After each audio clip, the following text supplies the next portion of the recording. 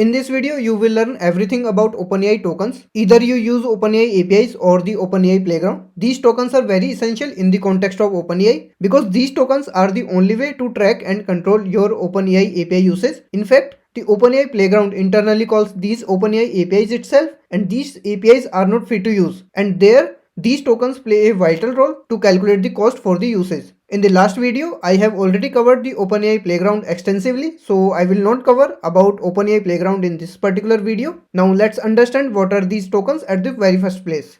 So tokens are just units of text, which means a token can be a word, it can be a punctuation, a symbol, or any type of other separate unit of text data. For example, the sun rises in the east. This sentence is made of 7 tokens, but you may wonder how there are 7 tokens even though there are only 6 words in the sentence. 1, 2, 3, 4, 5, 6.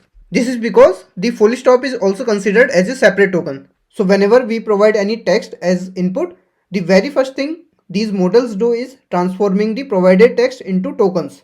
Now let's understand how can we get a rough idea of the token count for our text. So you can consider one token is about of 4 characters, which is roughly 3/4 of a word. And similarly 100 tokens are equal to approximately 75 words. Similarly, we can say 30 tokens are consumed in 1 to 2 sentences, and one paragraph is about for 100 tokens. Now I will tell you about the tool where we can check the exact number of tokens for a given text. So the tool is OpenAI Tokenizer, which is provided by OpenAI itself.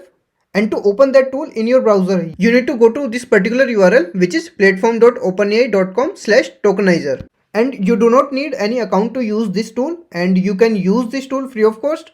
Although you would need an account to use the ChatGPT or the OpenAI Playground. Now using this tool, we can check the token count for a given text according to a particular model, because the number of tokens also depend on the GPT model version.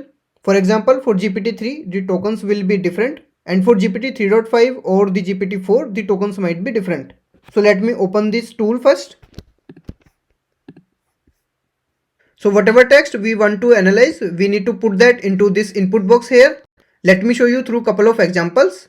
Let's say I want to get the token information for this particular paragraph. So I will copy this paragraph and I will put that into this particular input box. Now this will show the number of tokens according to the selected GPT model. So here we have selected this GPT 3.5 and GPT-4. So it has divided the given paragraph into 49 tokens, and it is also showing the character count as 224.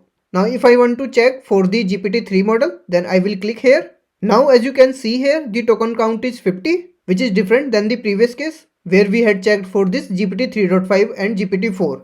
The important thing here is that I am checking for the same text. Let's see now some more examples. This is my text now, and here the length of this sequences word is 9 and the length of this containing word is 10. Still the containing word is considered one token, and on the other hand this sequences word is divided into 2 tokens. So we can say here that there is no super consistency with how these words are turning into tokens.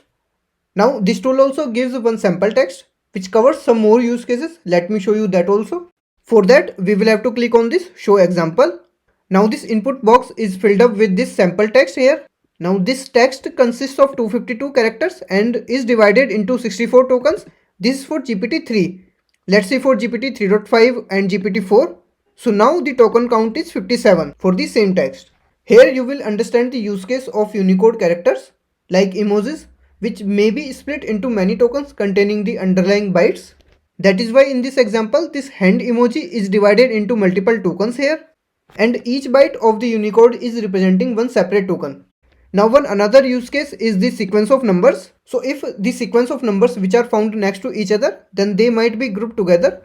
That is why in this example, the sequence of numbers are grouped together and divided into multiple tokens here. The next thing to understand here is that the relation of tokens with the text is same for input and output. What do I mean by that? Let me explain here.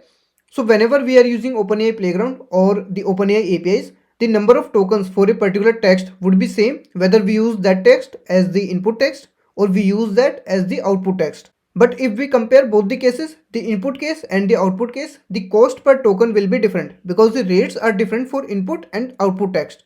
Even this cost will be different for each of the separate GPT model. Now we will see how to check the costing of these tokens. For that, we will go to this particular URL, which is openai.com/pricing. Here on this page, we can check costs for the tokens with respect to each of the separate model. So I will scroll down a little bit.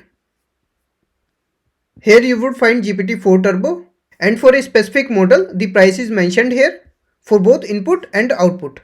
And for GPT-4 Turbo family, this particular model GPT-4 0125 preview will cost us $10 for 1 million tokens if I talk about the input text, and the same model will cost us around $30 for 1 million token for the output text.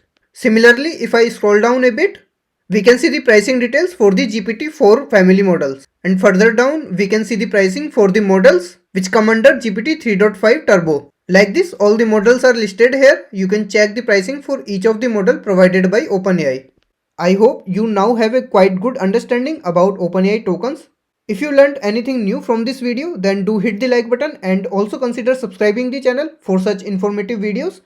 I will see you in some other video. Till then, stay safe, keep learning and keep supporting.